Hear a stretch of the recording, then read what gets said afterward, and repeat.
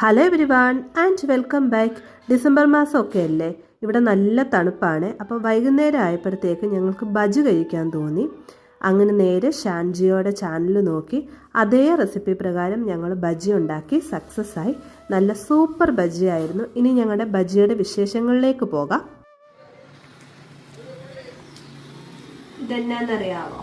സവാള ബജി, പപ്പട ബജി, ഇതും അതുപോലെ തന്നെ പപ്പടം ബജി, മുളക് ബജി. നമുക്ക് മുളക് ബജിയും സോസും കൂട്ടൊന്ന് കഴിക്കാം. കൊള്ളാം, സൂപ്പർ. ഇനി ലേശം ഇത് മസാല ചായ ആണ്, അതും കൂടെ ഒന്ന് കഴിക്കട്ടെ. ആഹാ, തണുപ്പത്ത് 4 മണിക്ക് ഇത്രയും കൂടെ കഴിക്കുമ്പോൾ കിട്ടുന്ന ഒരു സംതൃപ്തി ഉണ്ടല്ലോ, അത് ഞാൻ ഒന്നും പറയുന്നില്ല. Bye bye, Tata.